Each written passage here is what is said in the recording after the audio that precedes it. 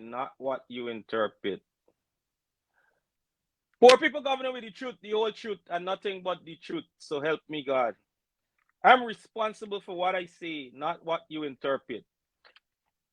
Welcome to this episode of Conversation with Poor People Governor. Today we have in studio the Honorable Vince Troy Jordan, Member of Parliament. And I know he wears a lot of hats, but today we're speaking to him as a Member of Parliament. And the Honorable Coretta McDonald, Member of Parliament as well.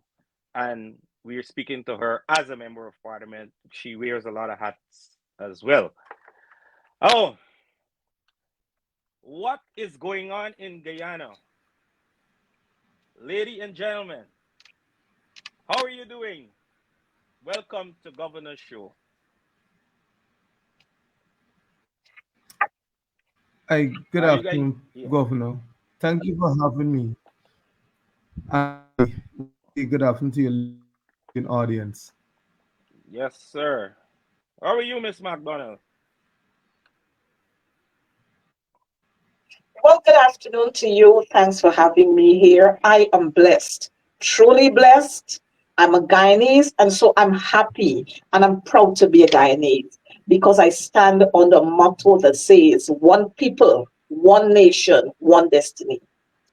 One people, one nation, one destiny, and not one Guyana. Okay, the word honorable. It's a nice word.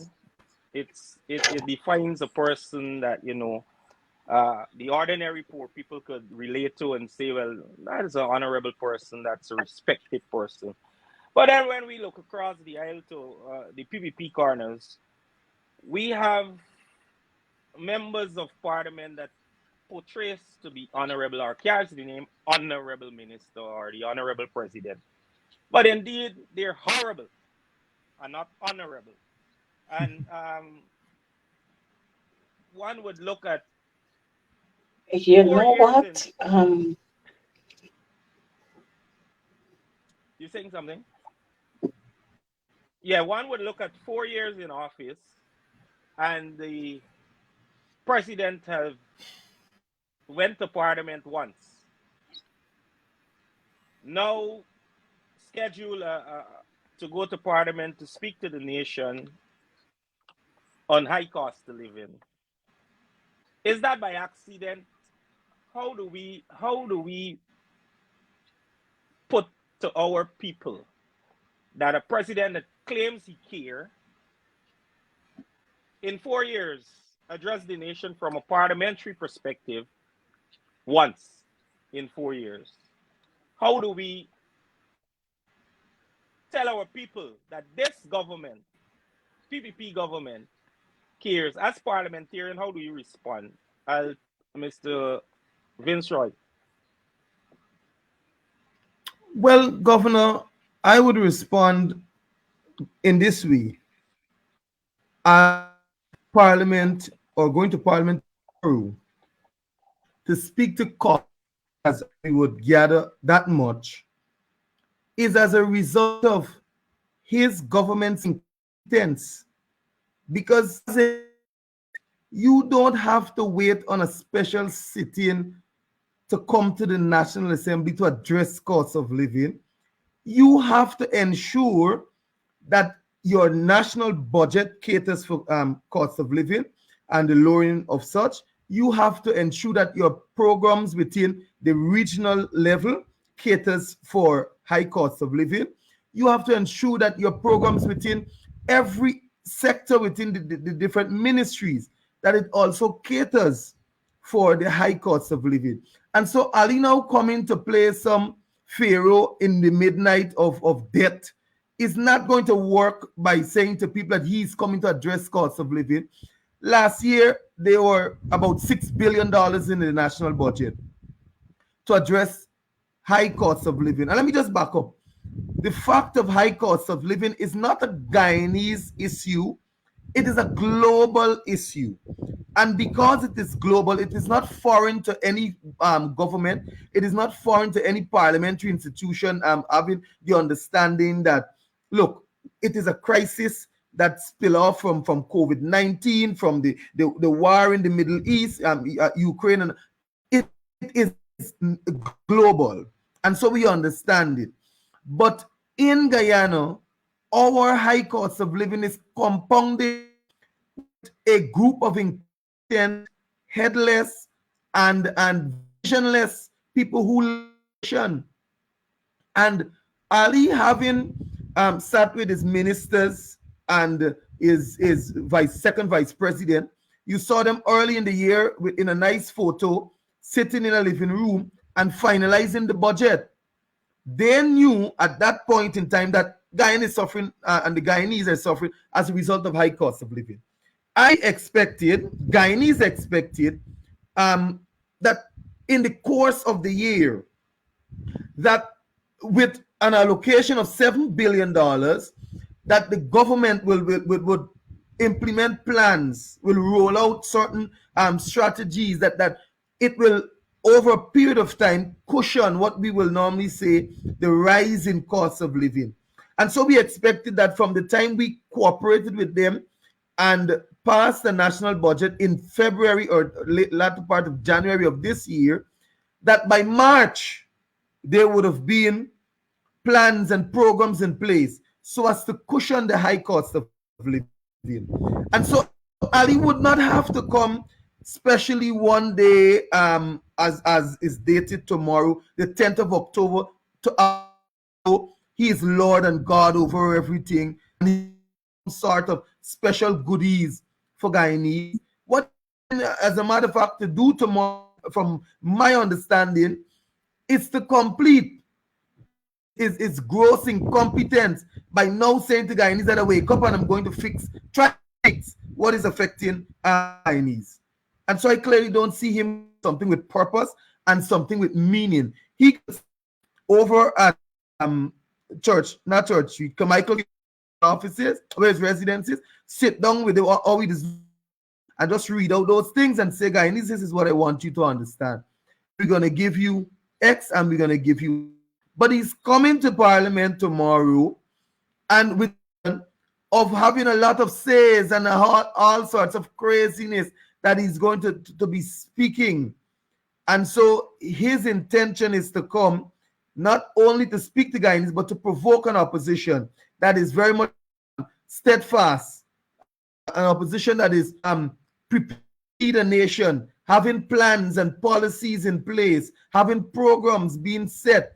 And as a matter of fact, we would have already highlighted through the speech the MPs would have given in our budget presentation, and that of the leader of the opposition, stating to the government several programs, several plans that could be implemented in a very short period of time, and in the end result being that it will cushion, it will bring relief to Guyanese in this time of high cost of living. Thank you. I'd like to bring Ms. McDonald in if she's there.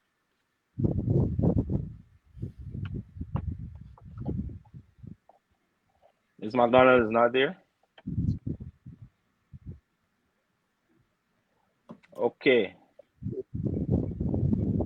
High cost of living. Hi, I'm here again. You know what? I don't know why they always play with me like this, you know. When I attempt to do my program on Wednesdays, they're doing all kinds of things. I'm here, I switched to my mobile data, and they're still trying to do me all kinds of things. But don't worry, our message will get out. Oh, sorry for the inconvenience that the PVP, let me say, it's causing on you. They're That's doing all okay. kinds of things.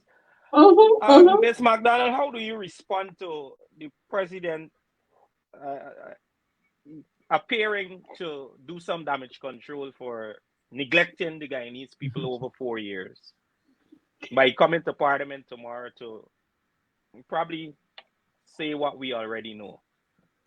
Let me say this first of all. This is not neglect. This is a willful act. What has been done over the last 4 years, it's willful. So it's not a case where you are tempted to do and then you forget, and at some point, things happen and you fall short. What is happening is what this government has done willfully. And I'm saying that because when we look around, in several communities, we can compare and we can contrast what is happening in several communities. And you're seeing some communities are well favored. Other communities, they are worse than stepchildren. As a matter of fact, just today I saw the mayor of Linden talking about Minister Hugh Todd visiting Linden and only meeting with the Venezuelans and not meeting with the residents of Linden. So this is not neglect. This is a willful act. And if willful and neglect could go together, I prefer to use willful. But you know what? The other thing that they've mastered doing, and I think by now they probably get their doctorates and so in it, they have mastered creating confusion, and then they appear like Jesus, like the angels, like savior to the people, and you come to say, oh, you know what? I didn't know this. Oh, I wasn't aware. Oh, we don't have this. Oh, when Paper Sharks got shot on Main Street, oh, the cameras weren't working. When the drugs was found till in Norway, the people there had all the footages. And in Guyana, you heard the cameras weren't working and they didn't know. So what they have mastered, like I said, is the art of being able to willfully not offer to the Guyanese public or the Guyanese citizens a good life. And then they come like Mary and Jesus as if they're the savior and they now come to bring hope to you. What the president is coming to do in Parliament tomorrow is not what they did not do before.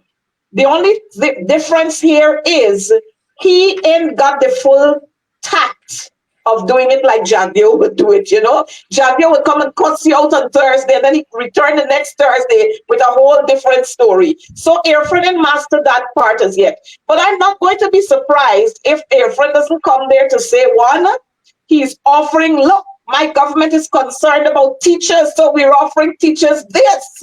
Because up to now, since the teachers signed, the teachers union's president and the second vice president signed that agreement, the teachers can't get their 10% yet. So I wouldn't be surprised if we come there to make that announcement and to make an announcement generally for the public servants. I wouldn't be surprised if April Ali turn up there tomorrow to talk about the plane that they found at in Lethem there and other planes that we found other places to say, but my government is going to be doing this and that and that. These people are alarmists. So it's Airfront, Priya, Jagdio, the whole pack of them. Anil, what Batilayan, the whole pack of them. They're sort of alarmists. And so he will come there tomorrow, like I said earlier, to behave as if he's the savior. But we don't buy it because we've seen through that. So I am not surprised about anything that Airfront will come there to make any announcement about tomorrow. But as a respectful and a responsible citizen who was elected by the people to represent them, we will go out there, as parliamentarians. That's our duty. We will go there to listen to Mr. Airfront, to hear what Mr. Airfront Ali has to say. We will be there as good representatives of the people. Thank you. Good representatives indeed. Which brings me to my next question. On the high cost of living, the president is coming to speak to Guyanese about high cost of living. I think it's a minute too late. And knowing Vince Roy is from number 5, he's always on the ground. You yourself is always on the ground, Miss McDonald. What is it like on the ground for persons, the ordinary Guyanese, the poor class Guyanese? How the struggle, we know the struggle is real. We get calls every day.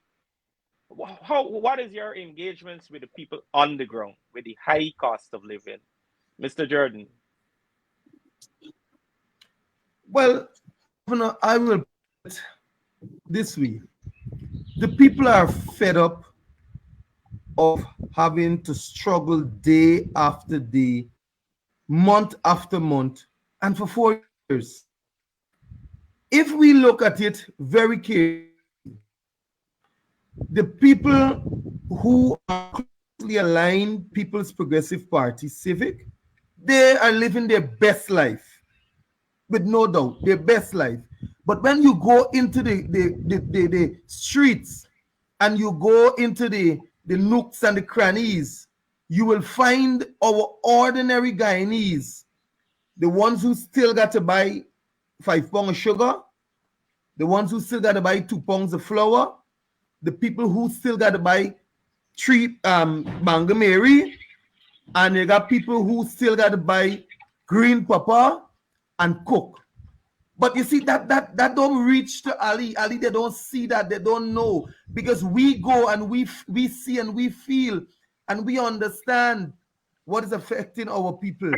As a matter of fact, I go to the grocery shop, well, the supermarket, so to put it, every single month. As a family, we go to the supermarket. And you know what? I have to push the trolley. And then I have to go to the counter. And I have to stand in front of the cashier. And in that very supermarket, you would see people who, when they buy stuff, when they reach to the cashier, I'm just giving you a typical example. They ask the cashier, they say, look, check it up and see when it reached 10,000 or 15,000. And the other things, we're going to put it back. So when it reached 10 or 15, corrected, they start putting back the other things.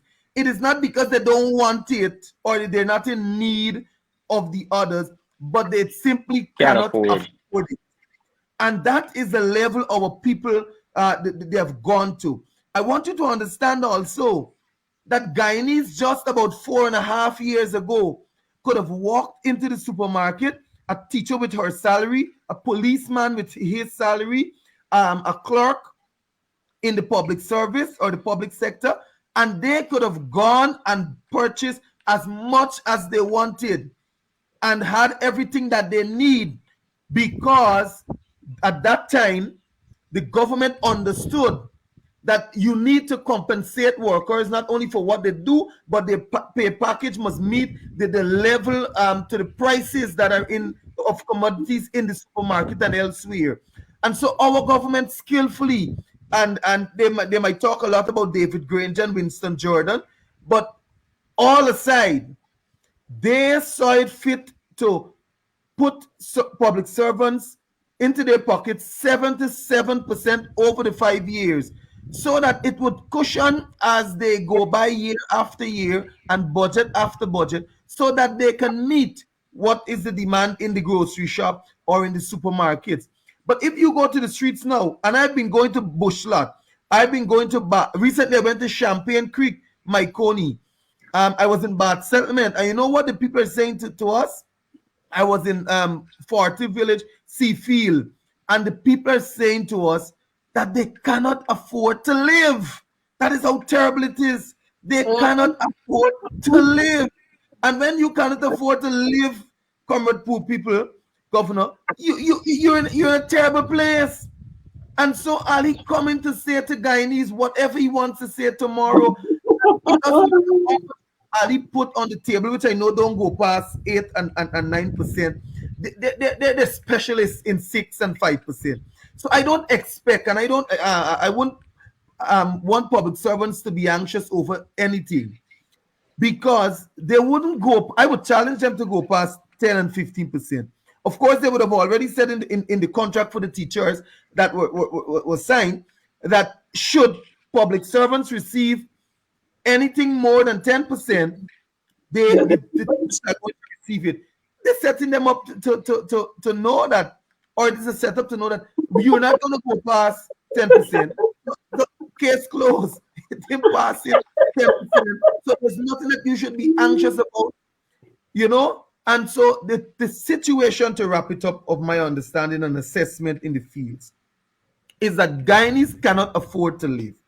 Guyanese are at the brink of to a point of frustration that some of them husbands are not going home. Poor people. These are typical examples. You go to some homes and people tell you the husband come home for the weekend because the money we get can't do for the house on a weekend. And husbands, I'm telling you, this is reality. Husbands are fearful of going home because they don't have enough to give. You know, this very same Gaisuko that they're talking about. I have a lot of friends in Gaisuko. The very same Gaisuko that they're talking about. You go at one of the pay centers on a Friday afternoon to those weekly workers, Friday morning, midday hours, and you ask them when they collect that pay slip and that little white envelope, if they're comfortable going home. They start buy. I mean, I even know what next to do because I can't go with this. This can't even buy sugar. Can't buy rice. It cannot meet the ordinary man. The simple grocery bill it cannot meet. And then we're gonna talk about electricity. We're gonna talk about water. We're gonna talk about transportation for school children because this heartless and uncaring government took away the school buses. They took away what we had put in place to help push. And when you look at David Granger and his government had a holistic approach to really meeting the needs of Guyanese in every corner. Because when we commissioned David G number 1 and 2 in region number 5, they were the first. We were the first to receive the school buses. Of course, he loved region 5 with a special touch. But the children could have gone to school, and of course, we had one bus before, and so it was 3. So the system was set up in such a way that children could have gone to school from the sub-region 1 and sub-region 2 and not have to pay for the cost of transportation. Parents were comfortable. They said that $2,000 or $3,000 a week could have gone to something else. Today, our mothers and fathers are crying out because they're saying to us that they have to spend far more to send the children to school than they were doing when it was the time of the coalition in office. And I can continue to list so many other cases that are reflecting our people, but I'll give my good friend Coretta also an opportunity. And the next time you have us comrade, after a lot, about 2 or 3 hours when it's 2 people like Coretta and I. Indeed. Just before I bring in Ms. McDonald, it is widely reported that this last CPL cricket finals, the VIP tickets were $15,000 and $20,000, and it's my understanding that the premium drinks and the champagne was rolling in by the case, as well as they had curry in all the animals, crapo curry, fish curry. They had all the curries in all the animals. Say that to say this: there's a high cost to living, and the government choose to invest billions of dollars in premium drinks and curry goat and curry this and curry that. And we as poor people are crying to the government, literally begging that the cost of living is causing a problem with the ordinary people. You claim persons can't go home to the wife. Is this government really and truly caring? Ms. McDonald, help we understand what is happening, man. Let me start off by saying, when we talk about the poor and ordinary people, there are different categories.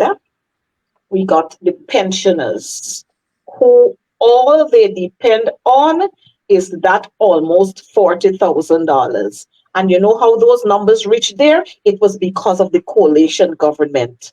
Vince Roy will tell you that the pension that the ordinary, the pensioners used to receive was some 7,000 or something. and the coalition brought it up to double figures. But when we look at the ordinary pensioners with just 39,500, 300 something dollars, wherever it is, a pound of sugar can't last them a whole month. They have to buy fruits. They got to buy rice. They got to buy oil. They got to buy provision. They got to buy eggs. They got to buy flour. They got to buy fish. I don't know how they're surviving. So that's one grouping of people. When we talk about the second grouping of people now, poor and ordinary people, and I want to share, let me share here, the people at Joanna Sarah, or Sarah Joanna, those ordinary poor people whose homes were demolished. I ain't come to Mocha yet. When you look at those persons there who have 3 and 4 and 5 children, all schooled age, plus a baby, the wife is not working, but the husband is an ordinary carpenter. You tell me how they're able to survive. I was there two weeks ago, about 2 or 3 weeks ago. Some of them are still living under blue tent. Huh? What you call it? The thing that you put on the thing that you Tarpaulin. put on blue tarpaulin. You have at least 2 families are still living on the blue tarpaulin because they don't have the monies to rebuild their home that was demolished. So they're still going by neighbor to bathe, to use the toilet, and to cook and so on. But they're sleeping on the tarpaulin. How are they able to survive when sugar is $500 a pound? You got to make porridge for baby. You got 5 school-age children. They got to drink tea in the morning. You got to make tea porridge for baby. Baby porridge got to get sugar. You got to use sugar to do this. You got to get rice. I don't know. You go to the market, a little thing like this. I don't know if you've seen the size of this. That's $500 and $1,000 borrow. So if you talk about a family of 5, you know how many $500. I don't know how they're getting that. Don't talk about chicken yet. Don't talk about eggs that we produce right here. And mind you, boro, squash, pumpkin, everything, okras, everything, corral and so on, we producing them right here. And don't talk about the prices for those things. So if we were to do the calculation, you will recognize that in many, many of our homes, families are hardly using the vegetables that we produce right here. But let me skip those and come to us, like my colleague Vince Roy, who are parliamentarians, and you receive quite a lot, not what people think out there, but you receive a parliamentary salary of $246,000. Let me tell you what, it's hard for me, for Vince Roy, for my other parliamentary colleagues who sit on the opposite side of the house. Because when you go to the market or you visit the supermarket, you won't even take up half a trolley yet. And it's $100 and something thousand, and you're going with anything fancy. Much more the ordinary Guyanese whose salaries are $80,000, $90,000, $120,000. So let me tell you what, things tight, as Sharon would say. And it's by the mercies of God that people are surviving in this country. So when you see all of them jump up and talk about progress, I don't know what progress they're talking about. And let me bring it home a little closer. Our teachers in Guyana, their salaries range between $98,000 to about $300 and something thousand. And $300 and something thousand is the highest paid worker. An ordinary teacher whose salary is, let's say, $110,000, living in Bartica, living in Warramadong, where a bottle of gas is $16,000. You hear me? Not $6,000. $16,000 for a bottle of gas. 1 pound of chicken is $1,500. 1 sack of carby rice is $8,000. You hearing me? A bottle of water, the regular small bottle of water, is $500 for one that we buy in Georgetown for $100 or $120. You tell me how those families are making it. But then you see this government jump around the place with the crazy self to talk about progress and things have grown. Yes, we're the fastest growing economy.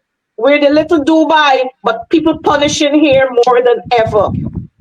During the last 4 years, the amount of suffering that has taken place in Guyana, I don't think if we were to put the time, that period under which Burnham ruled as president or as prime minister of the country, I don't think people were suffering then, because you know what?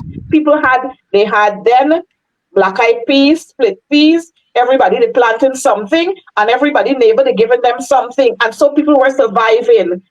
Coconuts, you shared that with your neighbors. You share, now people can't afford to share with anybody. So you could imagine what is happening. And as a result of that, as a result of the poverty, we got all the social ills in society, teenage pregnancies, crime on the increase, school dropouts. I heard Vince Roy talking about the buses and so on. Don't let me even mention those. Because if in this age, as the new Dubai, quote unquote, of the Caribbean, and we got 73 or 63 pit latrines that children have to use, then you tell me where the progress is. So let's talk about cost of living. Let's talk about conditions that teachers and children have to still survive under. That there should be saying to Irfan and his government, it's time for y'all to pack up shop and go. Because if with all of this money is you handling and children have to use pit latrines, then we in no way. The other thing is, I visited Den Amstel yesterday. Asphalted road in one of the back streets. You know, when I visited that community yesterday, you know what I'm seeing? That road has been dug up. That entire road, that entire stretch of road has been dug up. You know why? Because another friend got to get a piece there. So it's billions gonna be rolling out to do the same road 2 times. And ordinary people in this country continue to suffer while the elites continue to live the big fancy lives. Unbelievable. Well, like you say, it's the mercies of God. So it's not by a fast-growing economy, it's the mercies of God. I want to turn my attention to corruption, which we want to get a clear understanding that there is nothing that the president can come to Parliament and tell the nation. And there's so many things that is going on, so many corruption. I don't know where to start, so I leave it to the expert, the members of Parliament, and you're tuned to Conversations with Four People Governor, and we have in the studio the Honorable Vince Roy Jordan, Member of Parliament, and the Honorable Coretta McDonald, Member of Parliament.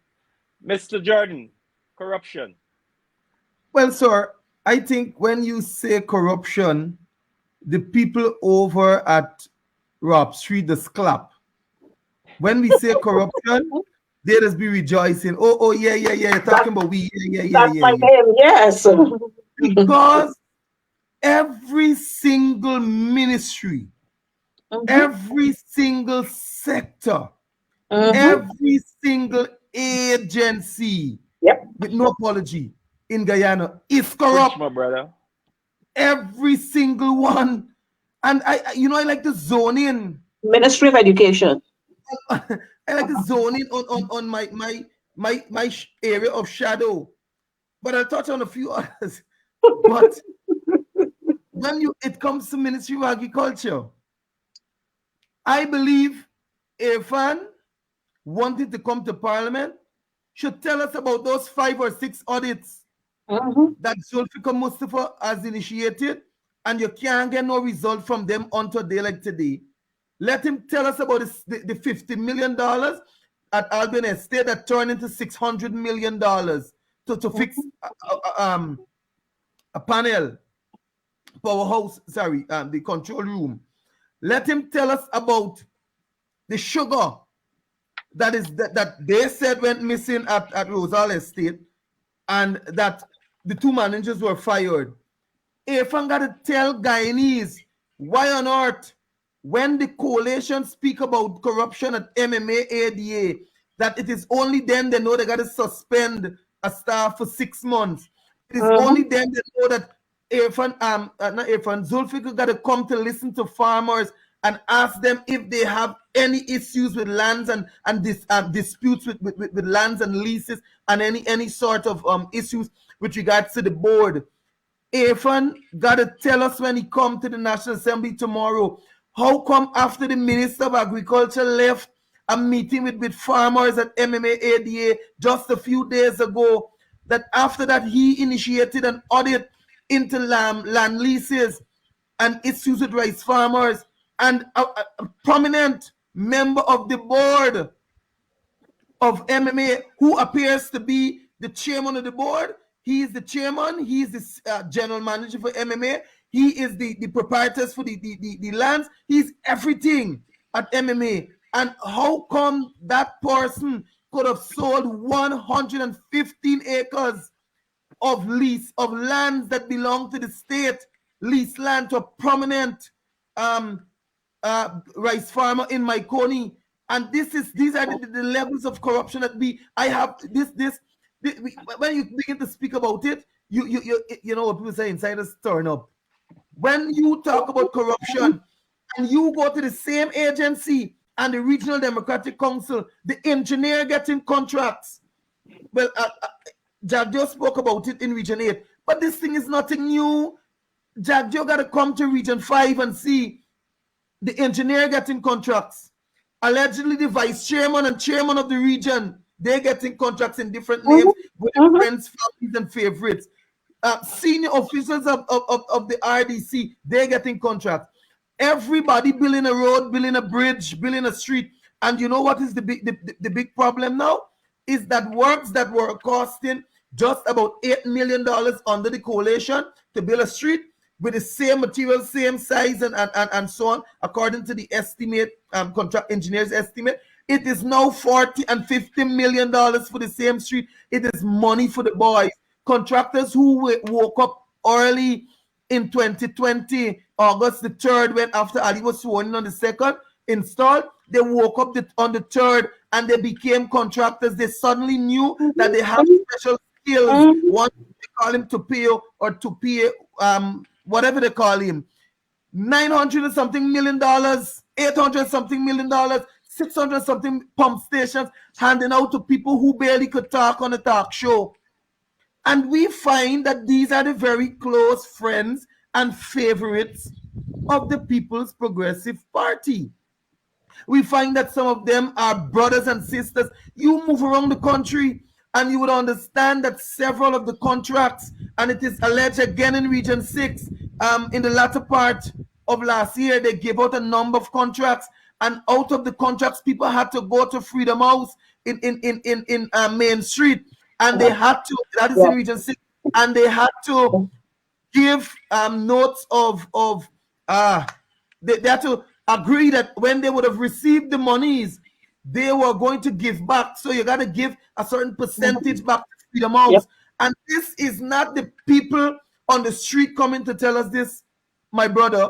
These are people in the People's Progressive Party who are fed up of the level of corruption because they themselves, their lives and their living conditions have not changed. A few who are right thinking, I would want to say. And when you put, the PPP on your fingers, from 1 to 10, you put a few members, you're going to find 1 out of the 10 who got a little right thinking and so on.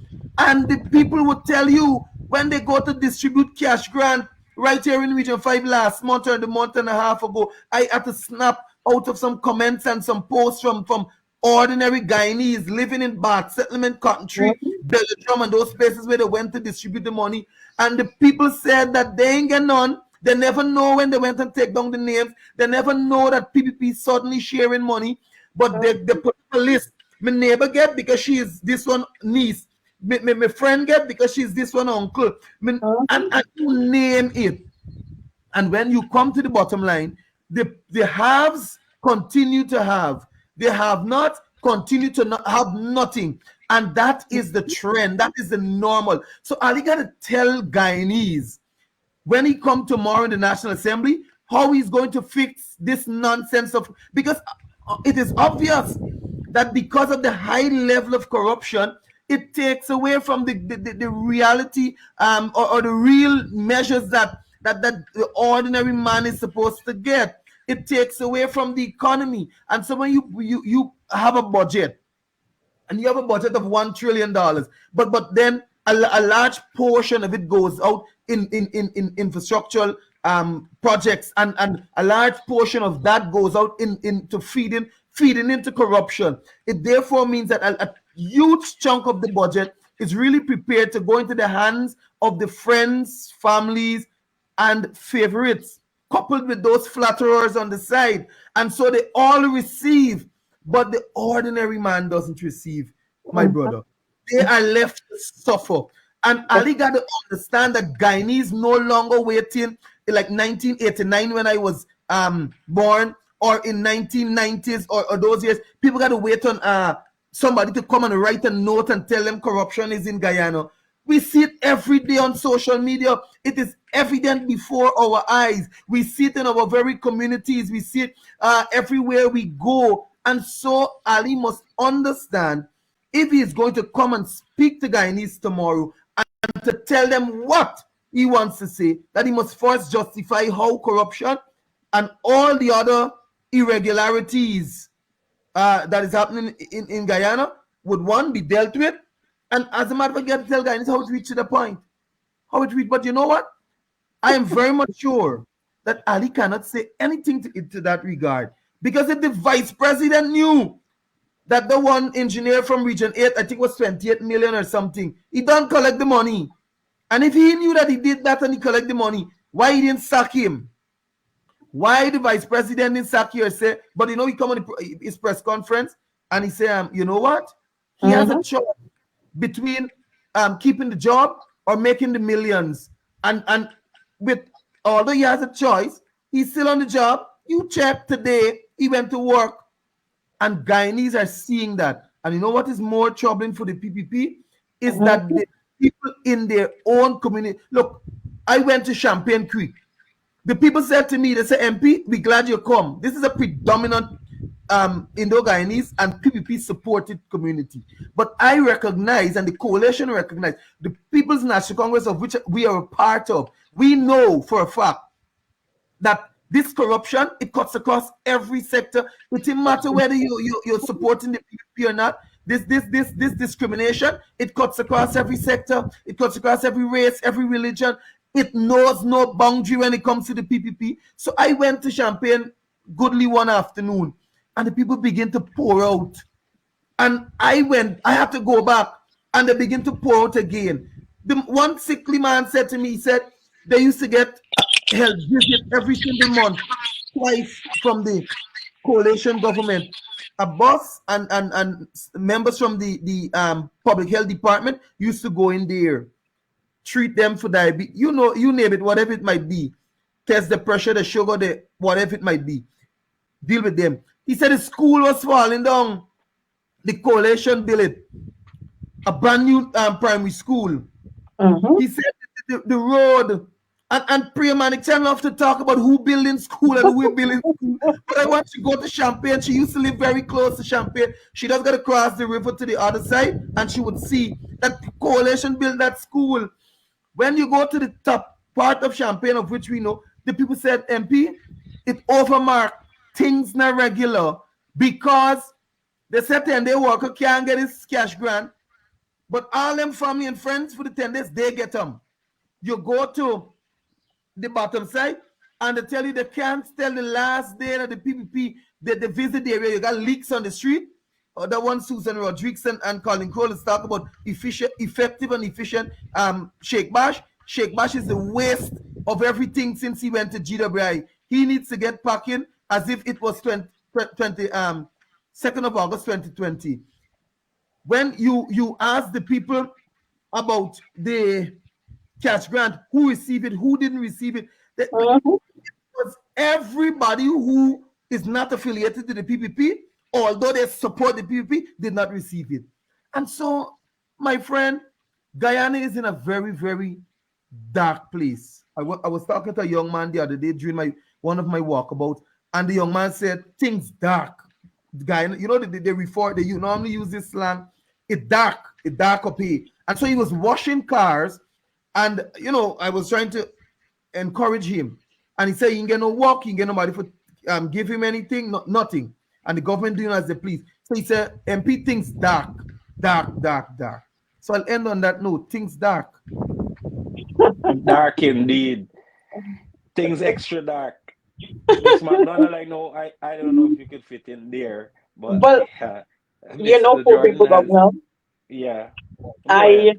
When I think about this government, and we've added this to them, they see at the end of the PPP stands for corruption. So it's PPP corruption, not civic. And we have been saying this all along. For Guyana to grow, the PPP got to go.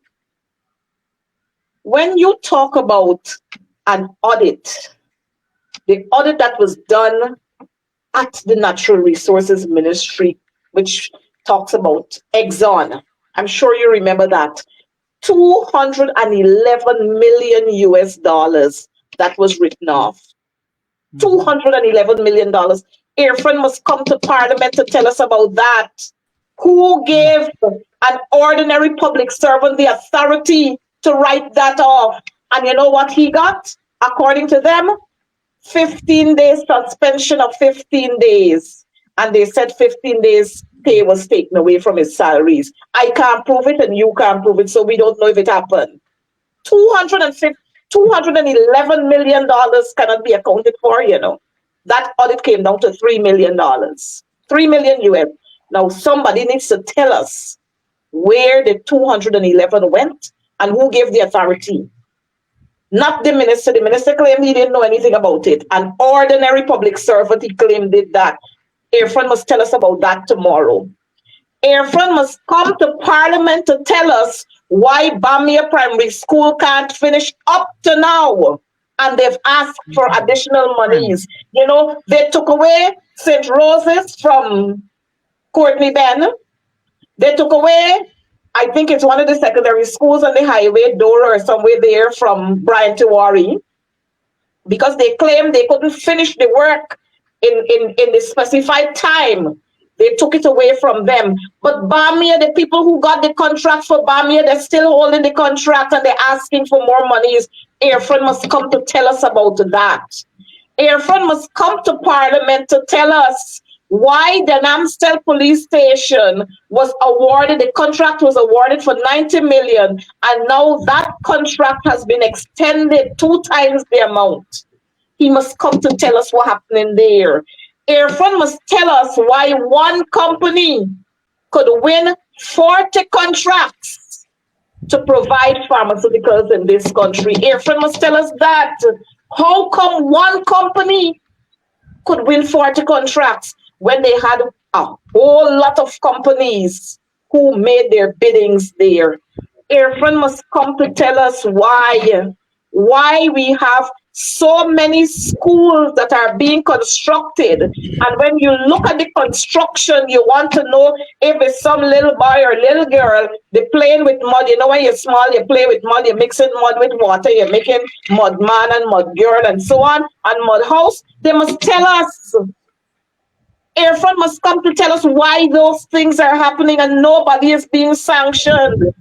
Airfront Ali must come to Parliament tomorrow to tell us why the PS from Human Services Ministries resigned with immediate effect when we had the scandal of the old age pension books and the public assistance books. He must tell us that. And he must tell us why 2 weeks after she was appointed HR at GRA, Airfront must come to tell us those things. And if that is not enough, Airfront must come to tell us why the Guyana Police Force that is supposed to protect and serve, why they got such a big scandal there with a senior police officer. Airfront must come to tell us that, those kinds of things. And if he can't answer those questions, then don't come to Parliament, because we can shut you out when you come there to talk.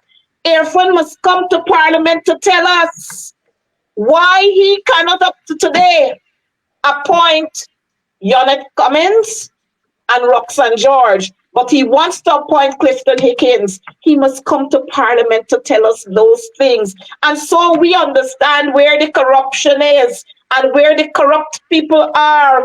And so if you look around, look at Efren when he walks around, you can identify the people around him and all those who would have had criminal past. You look at Batty Lion, aka Charles Ramson. Look at the people he got around him. So these are the kinds of corruption that they are part and parcel of. Efren must come to tell us why the Guyana Police Force and the Guyana Defense Force, they are not aware of all of these illegal airstrips that we got. And you think they know? They're very well known. All the drugs, why nobody in Region 1 was sanctioned for the tunnel that they found the drugs in? Huh? They find a plane just the other day in Region 9, and then the police officers claim that working on intelligence, they went to the site. Imagine you going to a site based on your intelligence with an ATV bike that making noise. You get what I'm saying? So the corruption is rampant, and all we could find is that they found some cell phones and some change of clothing, and 2 men get away and they hold 1 man because he fall off of some pickup. And there is no radio that they could call and ask for backup anywhere. Now, these people, like Vince Roy said, they think we back in time. We big, but we ain't stupid. Guyanese people born a night, but it wasn't last night. And so when you talk about the corruption, don't let me go to Ministry of Education yet. They got a big scandal right now with literacy money that somebody who in charge of it they can't account for these monies. But these things are always covered down because you know what?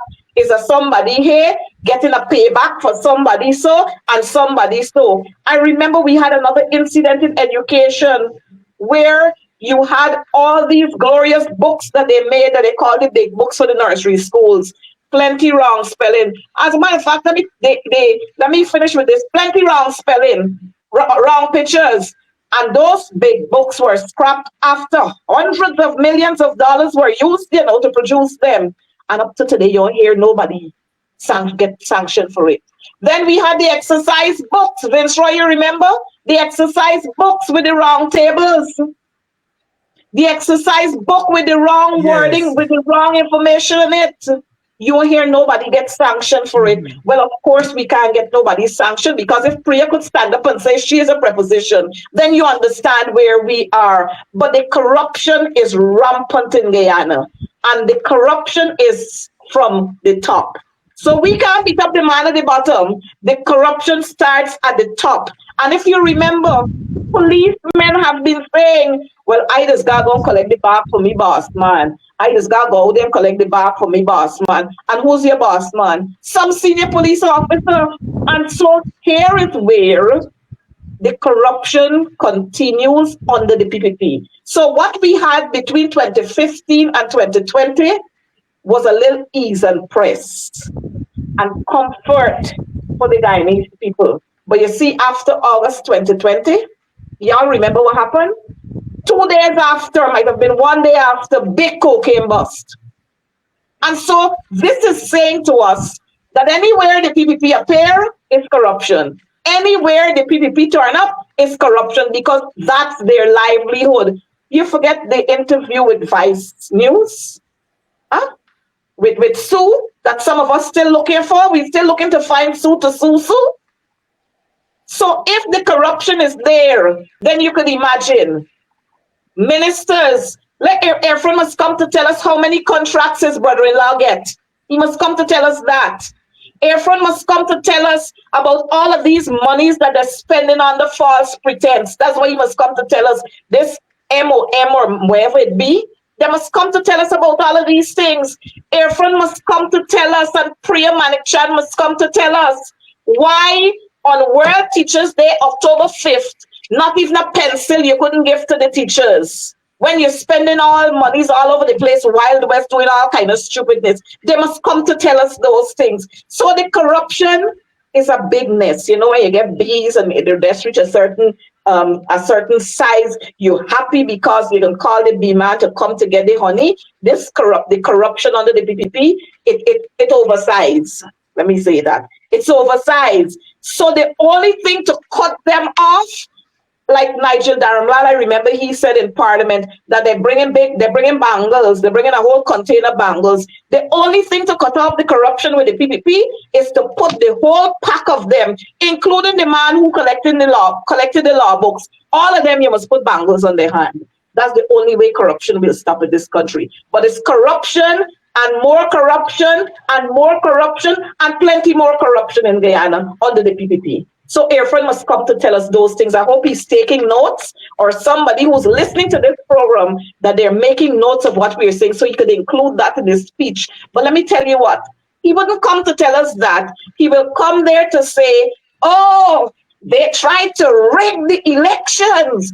Oh, you will come to tell us about transparency and democracy. That is what they will come to tell you in Parliament, to talk about in Parliament tomorrow. But when you're talking about transparency, you must talk to yourself, because so many things have happened under Irfan stewardship that if he was a man, a proper man, he would take one step back and don't talk about corruption, don't talk about democracy, don't talk about rigging elections, and talk about, look, opposition, y'all come and join me and let's make Guyana a better place. That is what you should talk about tomorrow. Dark as ever. Guyana is dark as ever. Not honorable, but horrible. We're fastly approaching curtains down, and so much to go, so much to go. I don't know if we can tea for 5 minutes here or there, but I really want to get a comment on discrimination and the oil and gas sector and the benefits not reaching the people and the discrimination. I know we're out of time, and as fast as you can, if you can just shine some light on the discrimination and the oil and gas. The money ain't reaching the people, so to speak, in ordinary terms. The people broke. Mr. Jordan, take it away. And at the same time, you could give your closing remarks so we could... My brother... Okay, I will, yes. So, discrimination, it is within the DNA of the People's Progressive Party. They are experts at discriminating against not only Afro-Guyanese, but any other Guyanese, Amerindians, East Indians, support them. So the nation has mutated, it has matured to a level that they discriminate against you, even if, as people say, oh, we're all East Indians, so we won't be affected. But that was probably the PPP of Donald Ramotar, or probably, earlier time. But it has mutated. And they're now political discrimination is the weapon that they're using. It is widespread in every single region. I'll give you one story quickly also. Just a few weeks ago, someone called to Bath Settlement, a family there. The family choose to support the coalition. The family and they came and they decided to say, we will work with the coalition. And this is no secret, because the family, that phone calls came from Jafar Ali and all those at Freedom House in Region. And they say, y'all better don't make Jack Dio know, and don't make who know that you're supporting the coalition. But we didn't just decide to support the coalition because we feel like supporting the coalition. They said we were pushed because they said it is the PPP who are discriminating against them. They said the PPP send, because the husband, as if he's supporting the coalition, they send the man from Central Housing and Planning to attack them, and they send the man from GRA to check on the license and all what man and what money they're supposed to have in order. They send the officials from the NC, send the one not too far from him, just about 4 houses, that sits on the regional council. They to interrogate and to frustrate them. And so it is widespread, my brother. The wife said to us that, look, she sat and she saw a number of persons. She got ladies in the community that they ain't get too much, much of their own. So she wanted them to just give them the cash grant. She said, well, Abby know that all of you want, so she think he gonna give. She said the day when the name call, all of them people name call who get everything and nice and me tell you just so the lady, all body get. And them two old ladies were poor and live in Rockdown House and so them two nothing. But she said we live or we get a house just behind the old lady. And the man is alleged the house that is alleged to be the owner of the house is this a senior MMA. He said this one build house from the same workers, monies that they're sharing. He's getting giving somebody and they're doing the work. So this discrimination be maturing it. They're exports. I want to jump in. I want to jump in. Yes. I want to jump in. I bought some time. I know you guys are busy, but we just bought some time. So that's okay. Dig into it because I was told that the program is hot and they don't want to go. They want to be informed. So we managed to get some time. So please let the Guyanese people know exactly where the corruption is and what they should do come 2025 or whenever they call election. If it's tomorrow, we ready. The place is too dark. We got to do something about it. Mr. Jordan. Yeah, because the young people tonight, it is dark, and we, the APNU and AFC, we took the young people out of darkness in 2015, and we are prepared to take them out of darkness come 2025. But let me get to this discrimination. Every single community in this country attests to the PPP's discrimination against all parts of society. And the woman, as she was saying, she said, went to, Bella took down the names, and she said, man, the woman that is here and the other two, the people, they didn't get the money. She said, but I put on the name. So when the list reached Bart Settlement Freedom House, them scrapped the people name because they said they don't know them that who. So if they don't know them that who, you can't collect. So it is clear that if you don't know the name correct, the people can't get. But Damlal, who was a part of the ring of finalizing the list, he know people, so who he know he take off, and they got them in the want to be PPP. My brother is a farmer, and they have several farmers in region in Lovely Last, the village that I'm from. And when they saw, I told him, I said, when they see Jordan, you hope to say cock duck. But the guy, this is a PPP guy, wanting to be, I would say, a bit fair, put some words on him. He put the name, I don't know, unknowingly to me, the name of my brother on the list. To reach in front of us, they said Jordan and work scrapped. They said, one of the persons said, this neighbor, the guy has a very large farm. If you see sweet pepper, if you see cash crop, they say, is he neighbor? Scratch. So they ain't concerned whether these people are truly from. It is just that, oh, is he brother? Is he neighbor?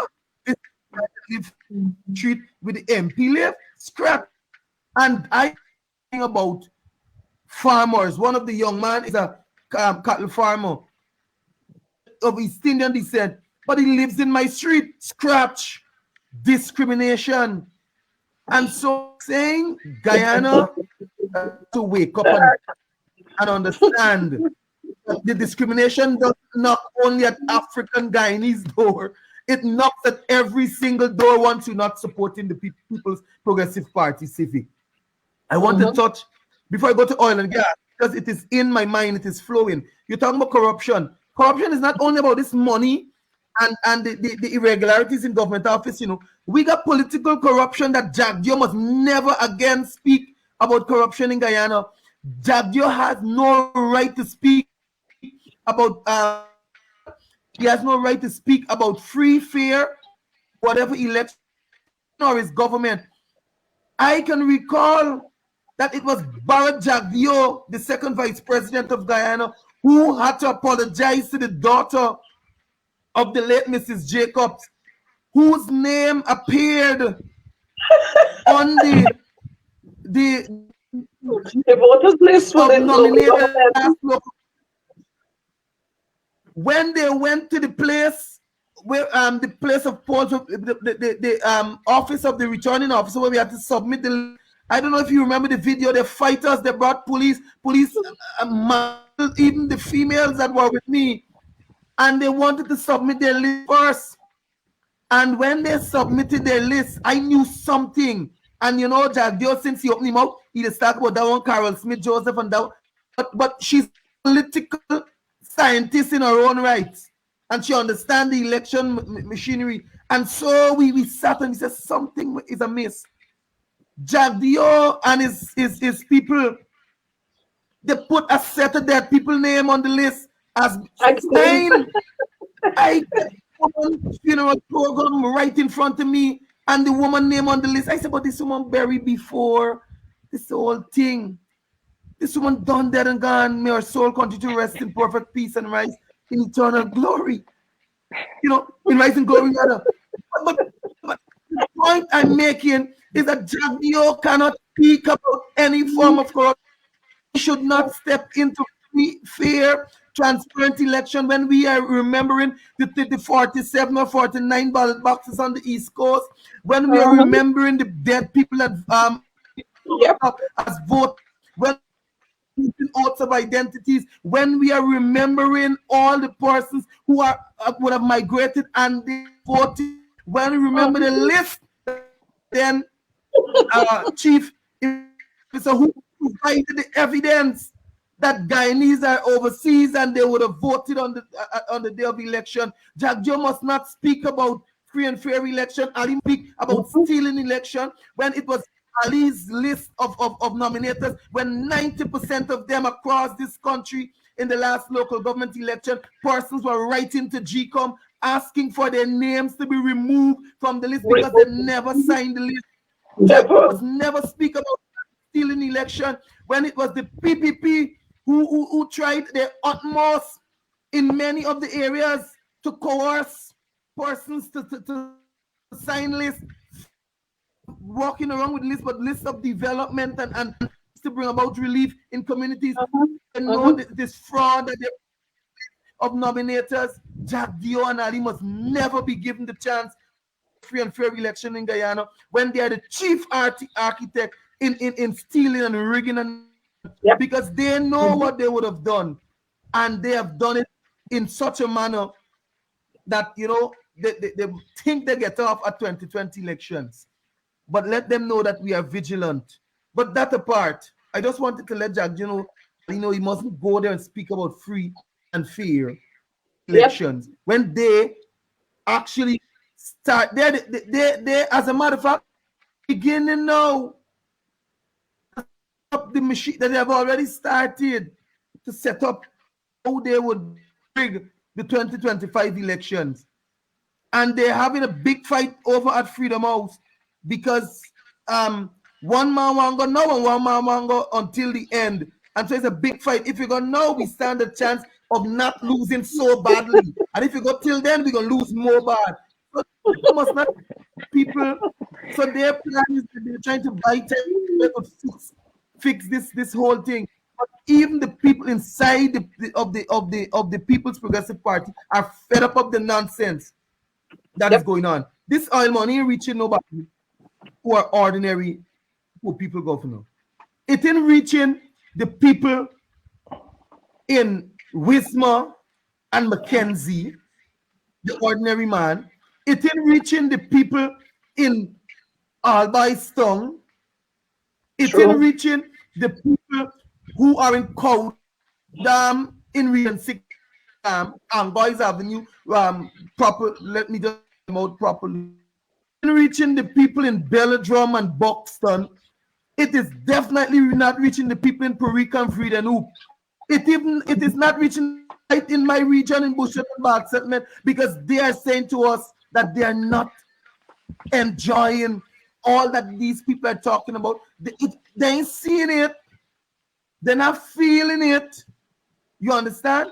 And so this whole fastest growing economy, this whole oil and gas thing, I will leave it for the experts. But I know for a fact, and the economists who will tell you by figures and so on, what is what and what in reaching. But I can tell you, as an ordinary Guyanese and as a representative of the people, the monies that we have garnered so far from the oil and gas sector has not yet reached and will not reach the ordinary man once the PPPC is in government.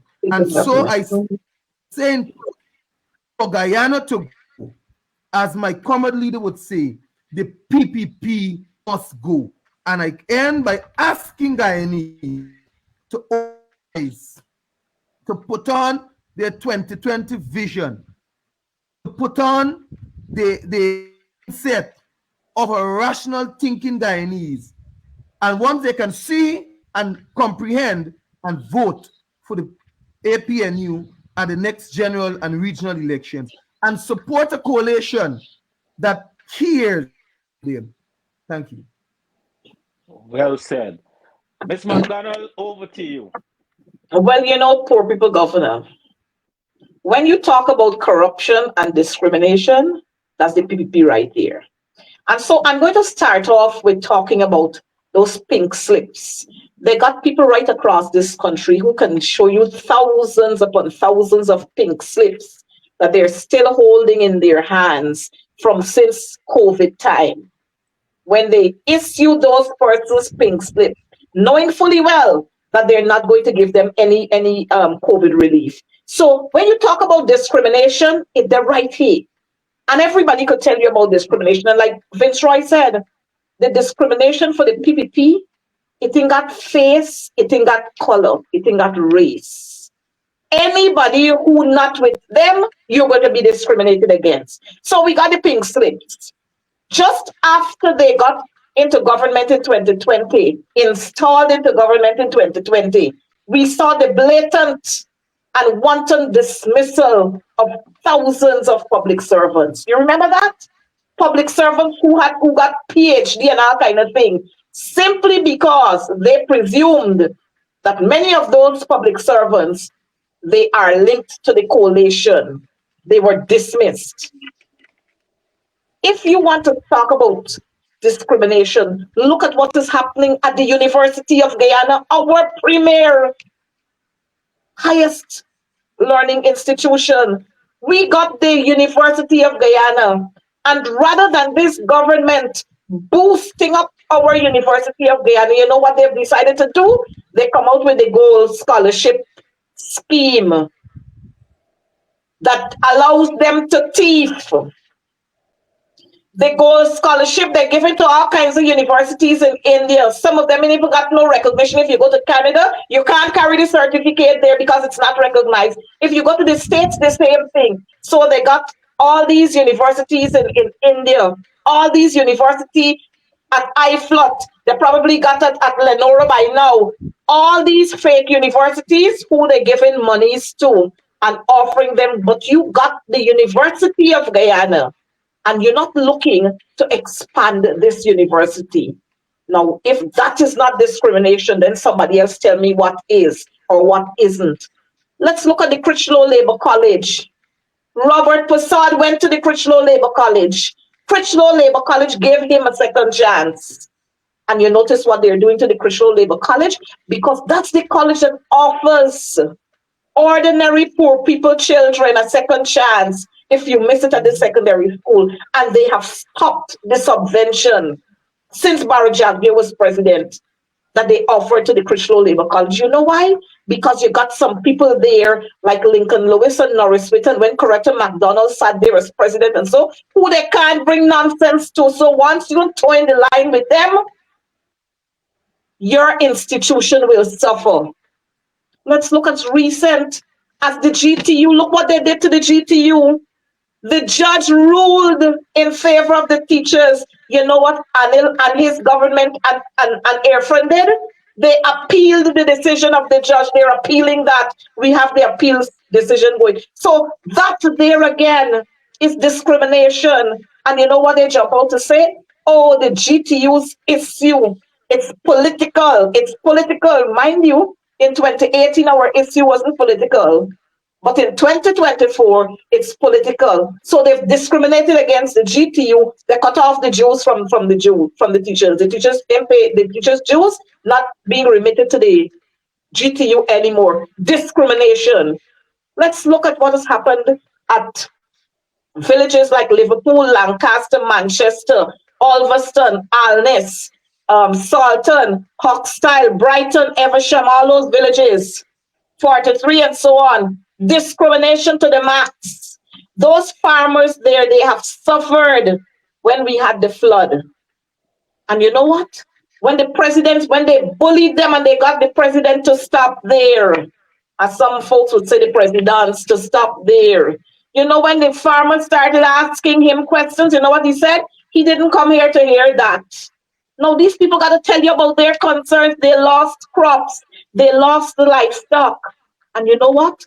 Not even Mustafa himself, who lives, well, I don't know if he's still living there. He's from Bloomfield. Not even Mustafa himself couldn't didn't offer those people the kind of relief that they needed to have. Again, discrimination, and then they talk about what's something one Guyana. I don't know where they're getting that from, because we got 4 Guyanas, not one. And Airfront must tell us that is 4 Guyanas. They got not 1 Guyana. Maybe he's right, 1 Guyana for the elite, but you got 3 other Guyanas for ordinary people down here. So when we look at what is happening there, blatant discrimination. When we look at jobs that are being offered, you got your daughter with 11 grade 1s and 9 grade 2s or 6 grade 2s and a grade 3. But because of her name and because of the association of her parent or parents, she can't get a job in the government, in government institutions or government sectors. She can't get a job. I remember vividly there was a young lady who applied for a job. Her first name, I'm not going to give the first name because they don't know exactly who, but her last name was Passad. She sent in her application, was called for an interview. When the young lady who was manning the persons in terms of them going into the interview, when they came to Passad and they called for the Passad, the girl put up her hand. And you're Miss Passad? Yes, ma'am. You're ex-Passad? Yes, ma'am. The lady look again. She went into the room and then she came out and she said, we'll ask, you'll come in just now. By the time she got into the room, she had to answer 2 questions and that was the end of her. Discrimination to the max. So when they talk about them reaching out to Guyanese and reaching out to Guyanese, they reach out to selected few. Let's look at the 10-day workers. If you don't put on the red t-shirt and go when they have their functions, then you don't have a job anymore. And they discriminate against these people and they threaten them all the time. And you know what? Many of these 10-day workers are forced to put on a red t-shirt. They're forced to go to some of the forums that the PPP got, because if they don't go, then they're out of a job. And the little $40,000, it does do wonders for them because they ain't getting any more money coming from anywhere. And this is the kind of discrimination we talk about. Let's look at what transpired at the Ministry of Education again with the GTU. There is a housing revolving project. We've been to several banking institutions. The bank said, we can't do this. We can't administer this project for y'all because we're not going to be making anything much. So we can't do it for you. The GTU recommended the Guyana Public Service Credit Union, where over 4,000 or 5,000 of our members, our teachers are members of that credit union. We went there, we spoke with Trevor Ben and his team. They gave us a whole package in terms of a proposal of how this project can run, how they can run off this, administer this project and run it off for us. You know what Priya Manichan said? As long as Trevor Ben is there, he can't spend her government money as if this money is she government money. Again, that came up and they said, no, they prefer to do this under the Ministry of Housing. Well, don't talk about housing. We had the land corruption going. And so now they want to put this housing revolving project under the same Ministry of Housing for them to administer it. So when you talk about discrimination in this country, the PPP are king for it. And I can go on and on to talk about contracts. In Linden, you know how many contractors we got in Linden?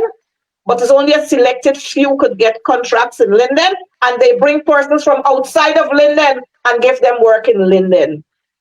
And so if that is not discrimination, then somebody else got to tell me what is discrimination. And so the PPP, they enjoy doing this because in their minds, their thinking is like the one guy who was the Attorney General said he's a chat tree. So if you're not a chat tree, you're falling for whatever other tree, if you're not a chat tree. And so that's their thinking. They have categorized Guyanese into that caste system. And so it's a pleasure for them to throw crumbs to give you so that you can always be crawling to pick that up and you're always running behind them. But I want to say to us, every time you hear them withdrawing monies from the Natural Resources Fund, but we must ask, and we've been asking, and the poor people out there have been asking, where are these monies going? Because it's not coming to us. I remember under the coalition government, they had said there that every month, each household, there was a allotted sum that each household would be able to receive coming out of the oil boom. We have not seen that yet, and I'm sure some of us will never see it. You know how many persons have died from 2020 to now, and they ain't see, they ain't taste, they ain't feel, and they ain't even passing nowhere around the oil monies that they're talking about. But what I know for sure is that Guyana has become a roundabout country. You know, under the PPP, they're like monkey see, monkey do. Everything they see happen somewhere, they want to bring it. So Barbados is the country of roundabouts. Well, you know the relationship they got with Barbados. So Guyana now has become a roundabout country. Every two turn you make is a roundabout. Every two turn, and that's where our monies are being wasted. That's where it is spent and wasted.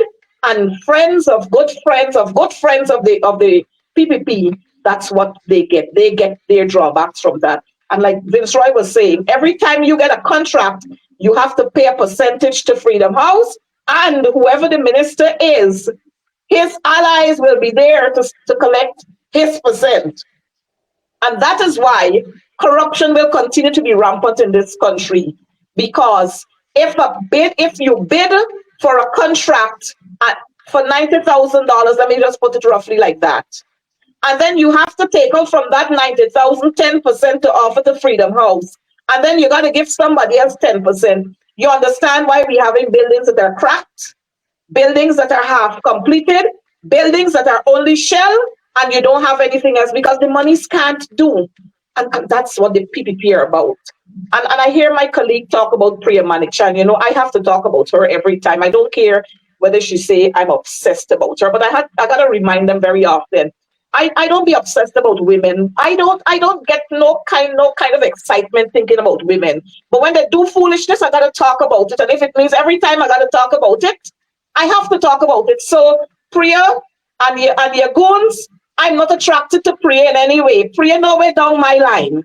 I remember God made man and God made woman, Adam and Eve. And so I'm always attracted to the Adams. So Priya, get it out of your thoughts.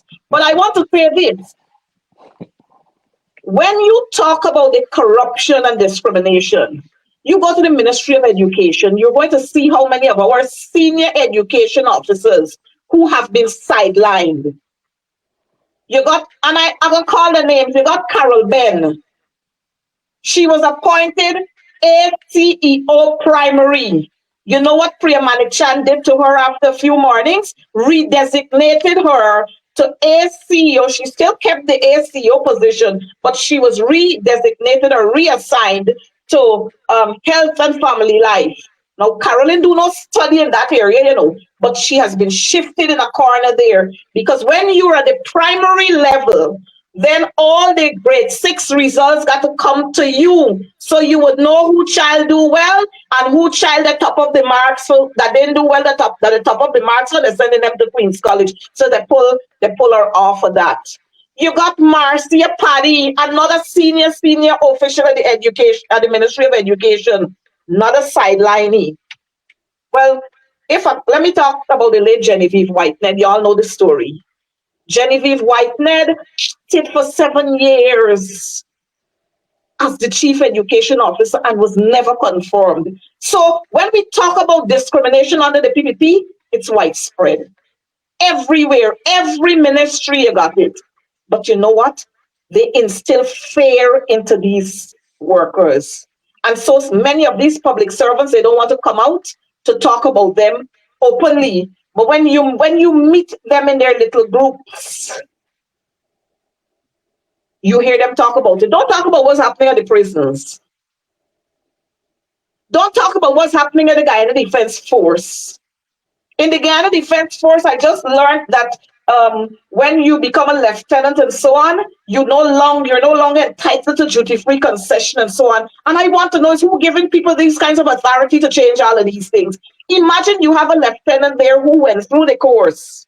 You come out with whether it's a 1 paper or 2 paper on your shoulder, and you can't have access to some of the benefits that were there before. All of a sudden they change.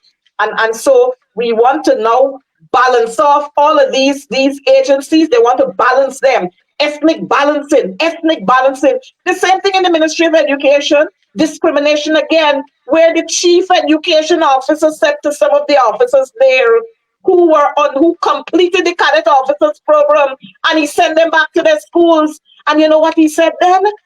It was reported that he said then that when the Granger's government was in office, Granger government took plenty black teachers and made them cadet officers, put them through the cadet officers program so that they can become education officers. And he has to balance it, so he has sent a whole lot of them back to their schools. That's the kind of discrimination we have to deal with in this country. Look at Saddam Hussein. There was no vacancy notice that was put out there for the vacant position of chief education officer, but the man was selected above all the other senior officers and made the chief education officer. I ain't even sure that he got a qualification for it. But this is what we have happening in Guyana. But the only thing that could change it, is for you, the Guyanese people, for us to go out there. The registration process is still on. Go out there, get registered, get your ID cards, and come out in your numbers and vote the PPP out. And let me tell you what, they're going to come to you with swinging with all the Grangers. Well, of course, they can't change the Granger. They got to live with that Granger. They can't change it. They're going to come to you swinging with those Grangers. Take it because it is yours, but go out there and vote correctly. We have to vote these people out. I just need to go back a little to tell you. Before 2015, anywhere, any port you went to and you put that green book, people look at you with scorn. Right in Barbados, y'all remember the cold bench that we used to have to sit, that our folks used to have to sit on, and in the cold room? And when Granger came into office, all of that was changed. Everywhere around the Caribbean and further, people respected that green book when you placed that on a counter, when you entered a port. You know what the PPP did as soon as they came into office? They reversed that so that people no longer have respect for Guyanese citizens. They treat you anyhow. But now that we got oil, some of them come in, they're flouncing up themselves nice and so on. But the discrimination, it continues. And people got to vote these people out in order to change Guyana and to bring Guyana back to where we used to be. Look at the city of Georgetown. If that is not discrimination, then what else is? Look at what's happening in New Amsterdam. Look at what is happening in Particle. Look at what is happening in Linden. And you want to tell me that that is not being discriminated? That's not discrimination? Then something got wrong with some of us. Look at what is happening in Region 2. You know, in certain parts, you look at how they manage, look at the funding that they get. But you compare that with what's happening in New Amsterdam and in Linden. You compare it and you'll see what I'm talking about. So the PPP, they're no good for Guyana. No good whatsoever. Not even one of them. Because if they themselves couldn't say when the allegations were leveled against Dharamlal that you're wrong, then you must understand what we face in this country. And you know what? The ice passed our indigenous people. 5, the children who died, 20. That's the belt that Priya will wear for her for life. 20 lives. And you know what? It was simple. All you had to do, you don't have to go to university to do that. All you had to do is to get a hammer or a torch and cut those grills off of those windows. But you know what? They sacrificed the lives of 20 indigenous children. And then to add injury to that wound, they give them $5 million, as if the children's lives were worth $5 million. The allegations against Dharamlal, zip. More allegations, zip. Y'all think these people easy? They're in ordinary, they come from the Phantom Squad. So they're in ordinary. And we got to wheel these people out of here and bring back decency to this country because they're not decent. They're indecent indeed. Before we go, I didn't get your comment on the oil and gas and the money not reaching the people. Well, I think I said it, but I probably glossed over it very quickly. But let me say to you, it's not reaching the people. The ordinary man still have to struggle. Everybody in this country got to struggle except the PPP and their cronies. Their friends, their families, their flatterers, their favorites. Everybody else struggling. The oil money ain't reaching them. And because the oil money cannot reach our people, you've seen a rise in crime and everything else. If you check under the coalition, you will see the rate of crime had dropped significantly. You check now, you'll see what is happening. Under the coalition, because cost of living was balanced to a certain point, I remember the Home Affairs Minister then, the Minister of Public Security then, had an amnesty, and he went out there to speak with residents, and there was an amnesty where people were throwing their guns into the police station, dropping them in front. You check what is happening now. Anybody, got weapons. I just saw today a constable was found with a Glock something at the other end of the Demerara River. The bridge, the Demerara Bridge. He was taken to Lagrange Police Station and he was placed in the lockups. But Crimes Unit take it over, and you know what? That was the end of it. That was the end of it. And so these things are happening because the resources that are for the people are not reaching the people. And you know what the saying says? A hungry man is an angry man, an angry man is whatever it say. That's what's happening. And so those who don't have will seek to take from those who have. And in doing that, innocent persons get caught up in that. Because, people like me and Vince Ryan, so we ain't got bodyguards. And so when the men out there don't have it and they feel we have it, they will come after us, and some of us will lose our lives. But Jagdi and them ain't gonna lose their lives because they got 5 and 6 and 8 cars driving around all over the place. And just to touch a little bit more on discrimination, look at what happens in the streets. Discrimination against the ordinary man. If a minister coming down the road, everybody they're forcing off the road with all these Christmas lights what they got on these vehicles.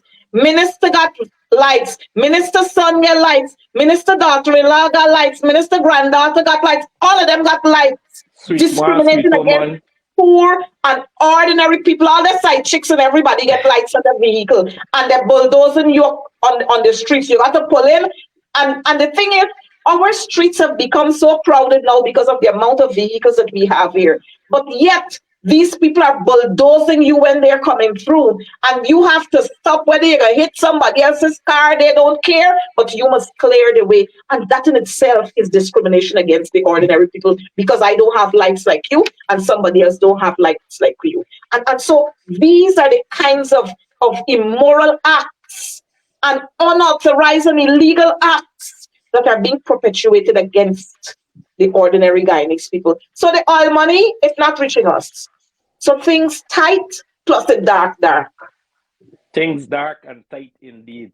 Mr. Jordan, I know you gave your closing remarks, but I noticed a comment and person still want you to, probably to brush the wrong. And so I'll give you an opportunity to give your closing remarks once and for all. Yes, I did, Mr. Goff. I did notice that comment there from Mrs. Aziz. Aziz. This matter that she's referring to here is one where, again, corruption, again, nation, the PP through MMA and a known officer at the MMA ADA board of directors, who is the vice chairman, as they would place him. All the years I've never heard of vice chairman on the board, but I know of chairperson, the GM. Allegedly, Mr. Rahim stated that Zaid Rafuddin took his land and sold it. Another man. And we find in the same agency, it is alleged that he took 115 acres of state land just a few days ago and sold it to another person. This is the level of the country. So these ordinary PPP officials are lords unto themselves, and they appear over the ordinary Guyanese as lords because they suddenly have control over what the state has. And so he sold the man's land. The man's a migrant, the man is an overseas, based Guyanese who returned to build his country. And he's from Bushlat village, and this is what I'm telling you again. You know what has beat them up, Coretta? Is that I just go into these communities and they just want to know how I reach and how I go in and how I come out, but they just can't be the biggest racist. But they don't know that what they say and my actions are different. Because you can paint me as the biggest racist because I fight for the rights of ordinary people, because I tell you the street in Belgium or I got to build a street in Trafalgar, you call me racist. So what about Bushland? I don't have to tell you about Bushland because you build all the streets in Bushland. So what do I have to tell you about Bushland? But it's about it here. This man, Zaid Rafuddin, is operating out of MMA as a powerhouse, and he has caused Mr. Rahim, as he rightfully alleges, to lose his land, and his business is in jeopardy. The man lost 2 crops of 150 acres of land. He could not cultivate for 2 crops, and so he is at a point, he's so frustrated. About a month ago, he did an interview with me where we played it on our party page. The man he is left without words. Let me put it that way. And so I believe when you look at it in a holistic manner view, you recognize that the PPP, they're discriminating, victimizing, and having corrupt acts against Afro-Guyanese. It is against all Guyanese. And again, I stress it, once you are not affiliated with the PPP, it doesn't who you be, you're going to get what they normally do. And so I want to say to Guyanese as I close again. Ben Troy, before you close, let's not forget the very Miss Aziz, they lost their butcher shop.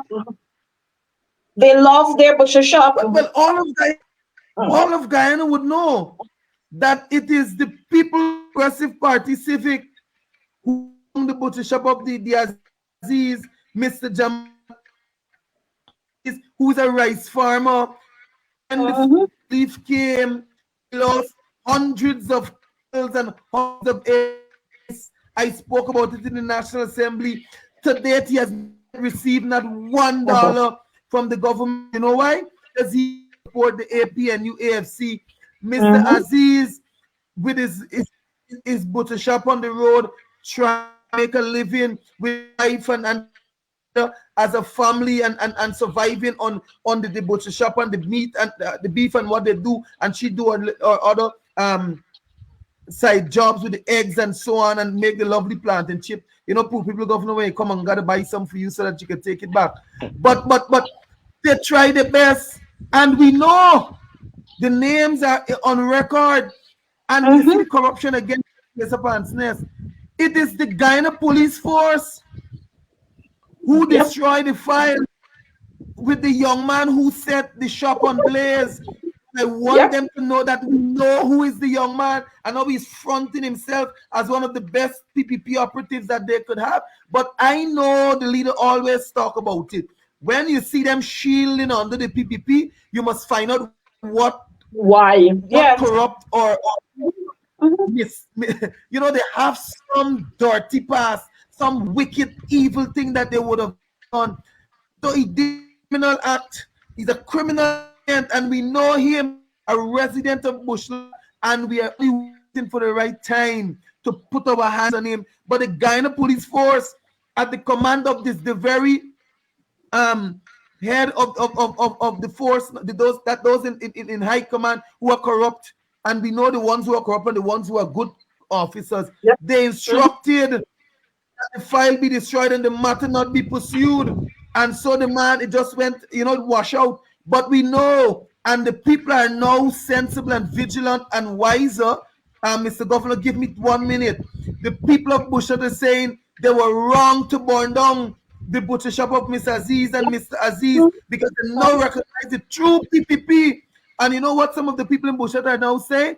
They're saying to Mrs. Aziz and Mr. Aziz that they're sorry that they actually stood with the PPP and turned against them, but they now see who are the true representatives of the people, because it is the very Aziz and the very Lachman Aziz that they have to run two times, call MP so he can come and look into this. And so when I read, look, they got a PPP counselor. Well, I shouldn't say the PPP counselors who, when things can't go right, they call the AP and new member parliament. And when I raise my vice regional chairman run and he fix it, and the PPP council says it's a good thing it's up because you get them right where you want them. Look, it is ridiculous how the incompetence has gone to such high level. The corruption has gone to, and the discrimination. For Guyana to grow, the PPP must go. And for people, Governor, let me just remind our listening audience and those who are viewing us too. Discrimination recently, Melly Mel's mother and her grandmother. And if that ain't discrimination, and then they talk about how much 27 grams of weed they find somewhere at the back, when you had a minister's niece who was caught at the airport with cocaine strapped on her body, and she admitted that she did that. I saw her at the cricket. Up to a day like today, she didn't get jail. Up to a day like today, she didn't get jail. She was sent for what kind of examination? They said she mad. So they were sending her to get some kind of evaluation. Mental evaluation. Up to a day like today, she didn't get jail. But if it was your son or my son, they would have been facing 3 years imprisonment or more. Discrimination again. I don't know. The discrimination is so it is here, there, and everywhere now. The 10-day workers not getting paid after a month of work, and what is really going on? What is happening in Guyana, man? I wish we had all the time in the world to unpack and, you know, let the viewers know, but I sure. Ms. McDonald, let me give you the closing remarks as I did to Mr. Jordan. I know you want to jump in still. I just want to say to Irfan Ali, plan a proper speech for the people tomorrow. The Guyanese public are going to be listening to you. Our children will be listening to you. Tell them the truth and tell them something that will bring hope to them. They're tired of having false hopes. Don't come to them with rigging elections and stupidness.